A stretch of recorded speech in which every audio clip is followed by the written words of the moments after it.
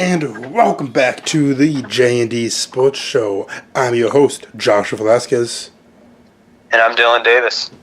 And in today's, we're just going to be quickly talking about the free agency, talking about what teams have won, what teams have lost, questionable moves. Of course, March Madness on who do we have that's going to win it all, if we see any big upsets. And then, of course, we're going to have to talk about Big Ben and his whole controversy going on right now with a former running back for the Steelers. Now, first, let's just get right into it for the top free agents.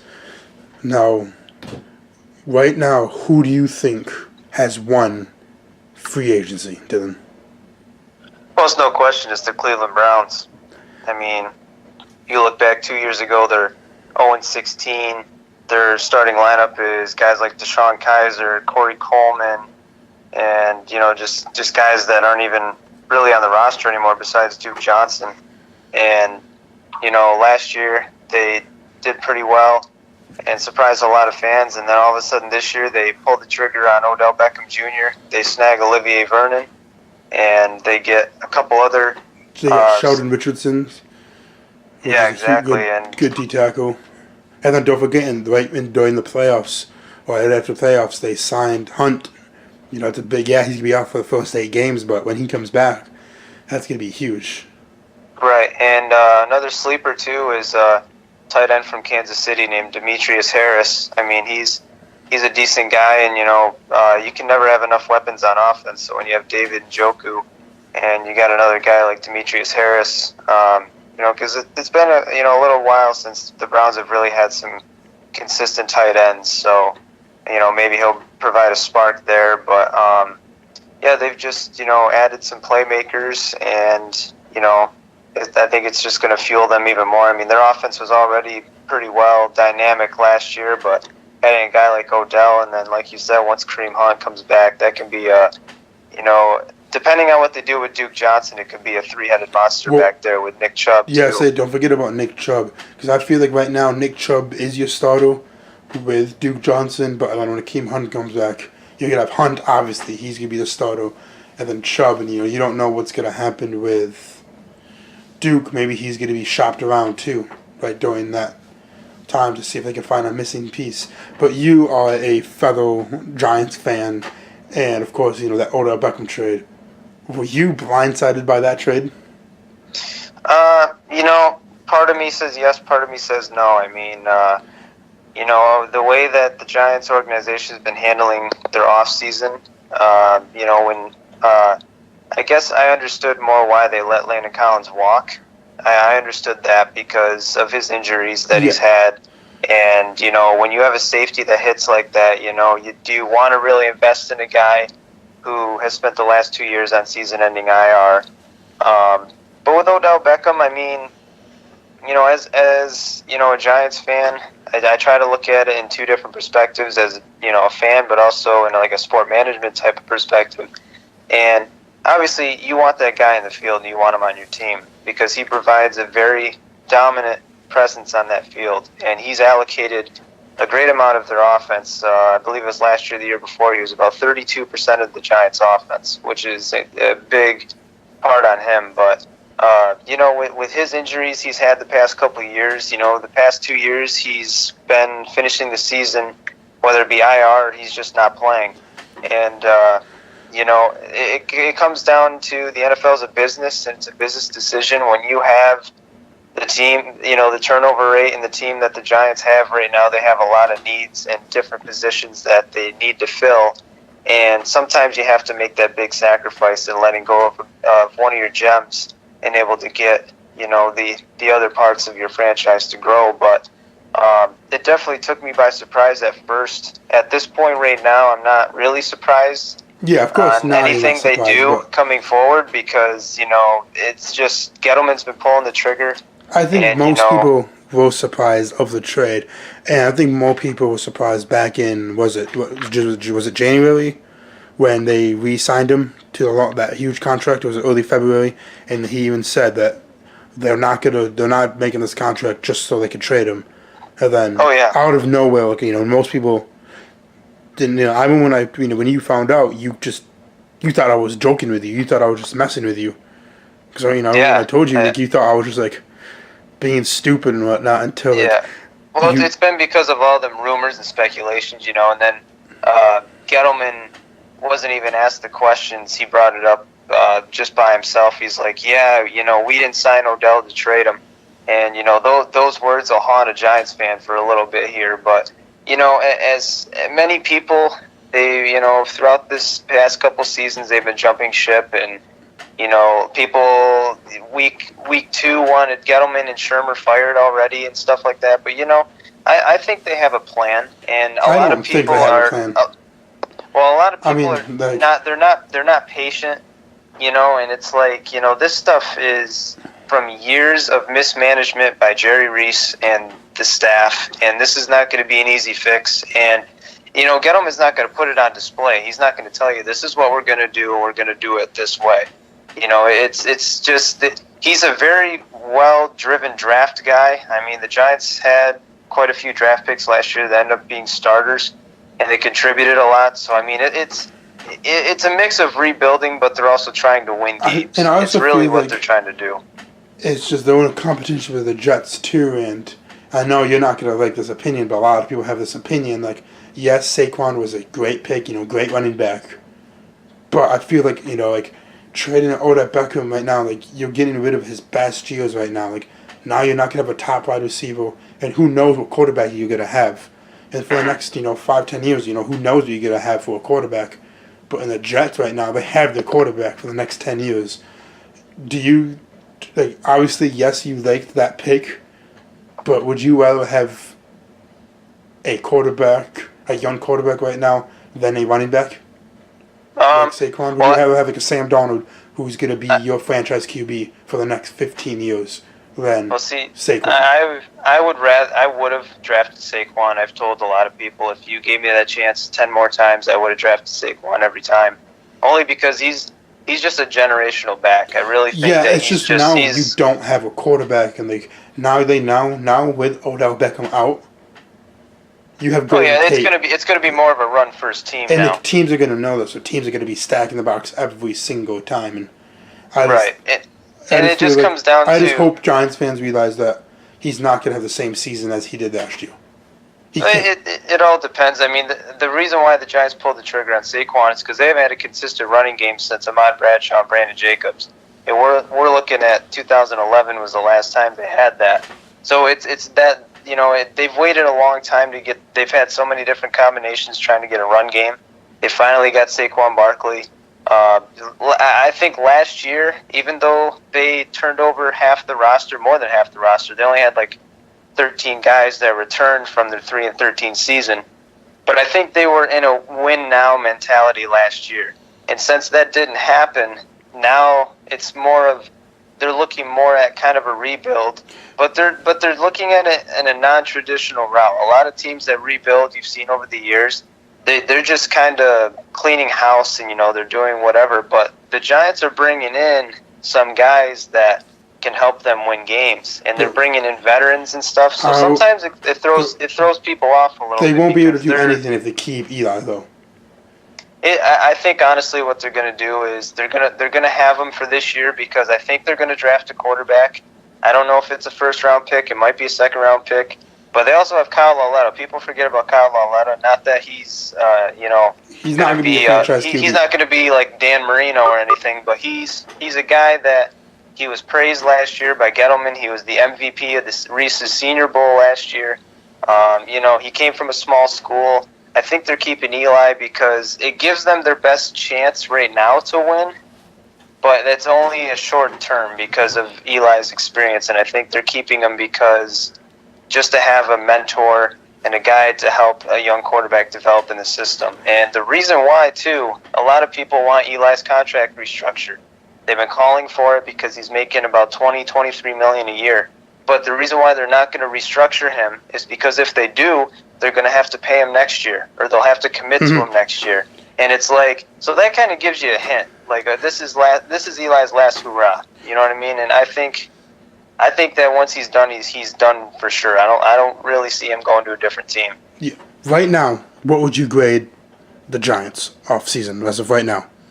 I would grade him a C plus because That's what That's what I was thinking. The C plus, just because like losing Odell Beckham, it's tough replacing him. Yes, they've added. He's not replaceable. Yeah, exactly. Definitely. So like that's why you can't really grade him above a B because of that. And they lost Landon Collins and all that, but they did add good players to the top of that.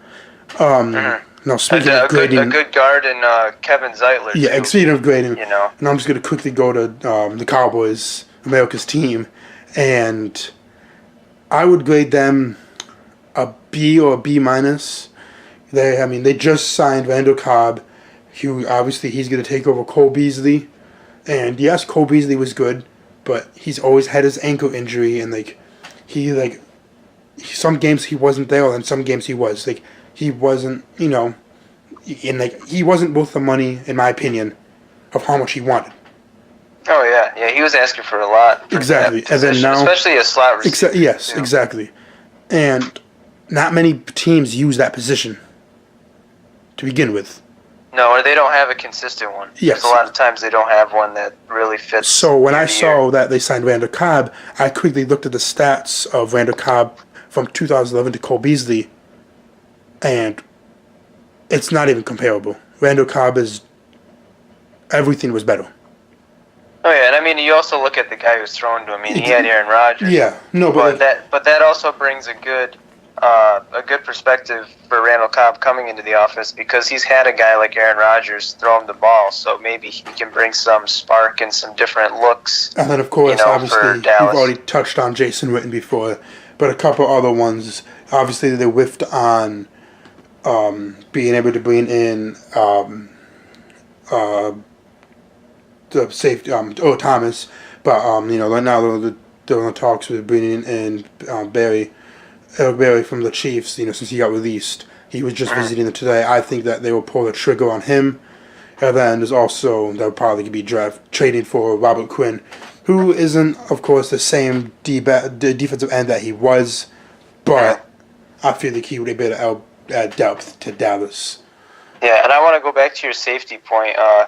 Because I know the Giants just brought in Antoine Bethea. He's a veteran safety, but I think people don't realize, the safety position has a high turnover in the NFL. It's just kind of maybe a couple years here and there, teams will stick with their safeties. Yes. I mean, you remember you guys had J.J. Wilcox, you had a couple other guys, and it's like, the Giants obviously haven't had consistency of safety, but, you need a hard-hitting safety, but that's also a leader on the field, and that's what's difficult to find, because a lot of the hard hitters, they're not good leaders.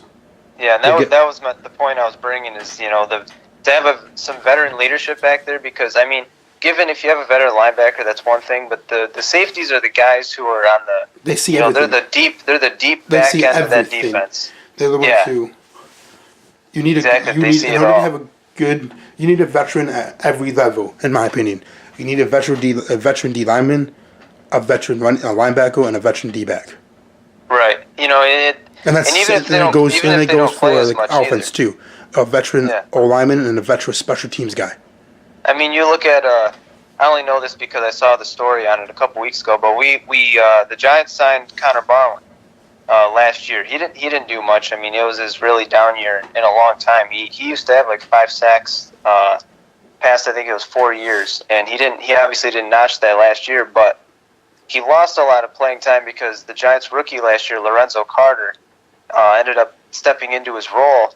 And what people don't realize is Connor Barwin was a huge factor of why Lorenzo Carter fit into that role and how he developed because of the veteran presence. So it's always good to sign some veterans, even if they don't get on the field as much, because people don't realize that the locker room presence a veteran has in the development of certain skill players and positions is a really big factor. Especially for the young guys. Now, speaking of leadership, let's jump over to Pittsburgh. And, it seems like every single week there's more drama in Pittsburgh. They need to have their own reality TV show, it seems like. It just seems like every week, especially during the season, there has more drama. Antonio Brown between Big Ben, then you have Le'Veon Bell, and you had the players going through it. Now, just this week, you have reports that a former running back former Steelers running back that said that in 2014, in Week 17 against the Cincinnati Bengals with the division or playoffs on the line in the fourth quarter, Todd Haley called a running play, and Big Ben didn't like it, and he rolled his eye, and this running back said that he purposely fumbled the ball. Now, most of the time, I would probably just, not buy it, but, like Josh Harris brought it up. He's the running back who brought it up, saying, in 2014, Week 17, we were playing the Bengals. Todd Haley called a run play with very little time left in the game. Ben wanted to kneel. He rolled his eyes in the huddle. He then purposely fumbles the ball. I had to recover it. At that moment, I knew what kind of person he was. That was a tweet from Josh Harris, who was that running back. And when most people will quickly jump to the conclusion that everyone's just trying to hate on Big Ben, or other people that just adds more of how bad Big Ben is. And I've never really been a fan of Big Ben, just dramatic, and he can never take responsibility, in my opinion. I just feel like everyone blamed Le'Veon Bell and Tony Brown this offseason, but I felt like most of the blame should have been pointed to Big Ben or Mike Tomlin. I believe those two were the biggest factors in the thing. I mean, once you watch the video, it shows that he fumbled on purpose, in my opinion. When you want to play, the quarterback knows who's getting that ball, and he knows what the play is, and he runs into the fullback and then fumbles it. And if that happens, that's fine.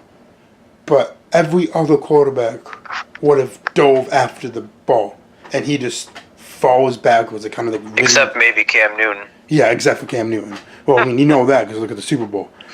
I just had to throw that in there.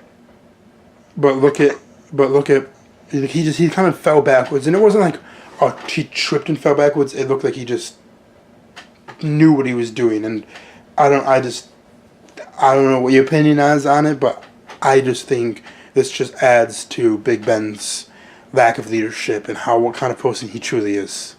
Well, I think being a veteran quarterback, those kind of mistakes, I would understand if it was a rookie or maybe a guy who's been 1 or 2 years in. But this was in 2014, you said? Yeah, 2014, and it wasn't even the beginning of the game, the year or two. This was Week 17. Right. We're talking about. This is when playoff was on the line, and he's already won the Super Bowls. Right, and in 2014, that's year 10 for Ben Roethlisberger because he came in with Eli and Phillip Rivers in 2004. So I mean, 10 years under his belt, you should understand the plays and where guys are. I mean, little mental mistakes happen here and there. I know that sometimes quarterbacks will trip and fall because maybe an offensive lineman steps on their leg or something, or their foot. But this is just inexcusable. Exactly. This is not some inexcusable thing. Yeah, because you have to know, whatever play it is, whether it's like a halfback, like 36 power or something, a hole he's going to hit. And you know that the fullback's going to hit it first, or he's just going to, whatever may happen, whether guard pulls. A fullback's there. Why would you even have the ball that loose too?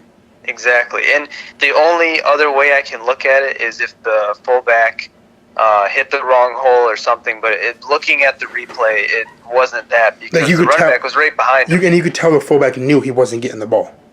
Oh yeah, and as a quarterback, when you take that snap, you kind of take a different angle, handing it off to the running back sometimes. I mean, even if you just delay a little bit, I mean, you don't always just run straight back. You kind of take a different kind of angle. You're kind of going off like the back foot of the fullback, and you always protect the ball. I mean, it's just inexcusable for a player of that how long he's been in the league, the leadership, things like that. And I just think, sometimes I think it's just laziness. And I like I said, I've said it before on our podcast, I hate to, discriminate players and say they don't have any effort or laziness, things like that. But this just, the way he reacted, like you said, he kind of just fell down and kind of looked around, and it's just, I don't know. I don't think it's excusable. And I mean, and obviously this came around this timing, with all the drama in Pittsburgh and things like that. But I don't know. It's just the way the locker room has been. I think it's, like you said, I think it's a coaching problem. I think it's a management problem. And it would be different if this was like Tom Brady. People wouldn't be buying it. People would be like, okay, sure, whatever. But because this is Big Ben and with the Steelers, it just adds more fuel to the fire and just makes it more believable. Now, let's quickly jump over, but before we wrap up the show, and of course, March Madness is starting right now. You have the first four in, first four out games playing today and tomorrow, and the games first one starting Thursday. Do you see any big upset? First, who do you have winning it all? I think North Carolina will. I have a little bit. I guess I would consider it an upset. I have Texas Tech winning it all. Oh, yeah, it's definitely an upset because it's not going to happen.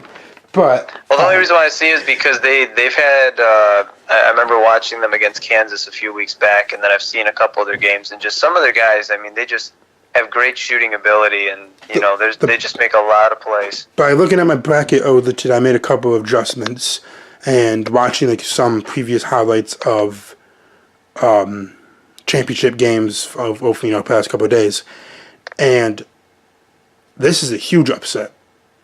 I think number 14 Yale will beat number 3 LSU. By just how Yale was shooting and whatnot, and how LSU struggled, I believe that they will win their first round. There was not much any upsets that I'm looking at right now. Yeah, I don't I mean, have it's small, you it's 9 versus 8, but I don't really count those as upsets in the first round. I have Murray State beating Marquette. But other than that, I don't really think this is going to be... I have number 12 Oregon beating number 5 Wisconsin. Oh, but the big one that I did do this one is... This is going to be a shock to you. St. Mary's, number 11, is going to beat number 6 Villanova. Could happen. Villanova's not the same team that they were. And they've been struggling this year, and they haven't been the same. And St. Mary's is coming on really, really hot. And I just feel like they will be able to beat them, which would be a huge upset. I remember back when we talked before, I'm just looking at my bracket again, and we had, besides the adjustments that you made today and stuff, but back when we were first looking at it, one of the only differences we had was I had Minnesota beating Louisville. Yeah. And that one, I mean, it's not a huge upset. It's the number 10 versus 7, but just the way, I don't know, Louisville's been kind of struggling this year a little bit, and I just, for some reason, I just have a feeling that Minnesota can pull it off. I mean, like I said, just Louisville hasn't really found that consistency, and honestly, surprisingly, this isn't in my bracket, but you know what? I'm gonna say it anyways. I don't want to put it, but I could honestly see Northeastern beating Kansas. Yeah, I could see it because just Kansas this year is just, they got a lot of young guys, and there's been, Azubuike hasn't been playing, LeGerald Vick's been out quite a few games, so they've lost some leadership there. Dedrick Lawson is good, but he's just kind of inconsistent. It's either some games he'll do all right, but some games it's just not very, very good. And also their point guard Doxson, he's doing all right, but it's just, I don't know, it's just not the same Kansas team. And I mean, we obviously saw that they I forgot what year it was the last time that they weren't. I don't know if they weren't first or something like that. In their conference since, like, I think it was 2004 or something like that. So I mean, Bill Self and Kansas have had a very successful team, but this year is very underwhelming for them. I agree. That's basically all the upsets I have. I don't really have any other ones, to be honest. I have an upset in the round of 32 in one of my brackets. I have with a group on the ESPN tournament with Justin Pugh's group. I joined that, and I had Syracuse beating Gonzaga in the round of 32. Now, just a quick breaking news right now. Just moments ago, of course, you know how Vontez Burfict was just released by Cincinnati a couple days ago. Yeah. He has just found a new home with the Oakland Raiders. Yeah, I saw that coming. I think he had a visit with him today. Yeah, so he just sounded that. Now, of course, that will be it for today's show. I will say real quick, that Vontez Burfict signing, I don't think that's going to go very well for Oakland. Especially with him and Antonio Brown, I don't think it's going to happen. But that's all we have for the time today. Once again, I'm Joshua Velasquez. And I'm Dylan Davis. And this is the J&D Sports Show. And make sure you are following our Facebook page, the J&D Sports Show, where you can see if you can beat Dylan or I in the March Madness bracket, where we are challenging you guys to fill out your own bracket. Yep, we got a lot of people in there so far. Definitely could use some more people in there. It's going to be a fun time. Yes, it will. And have a good night.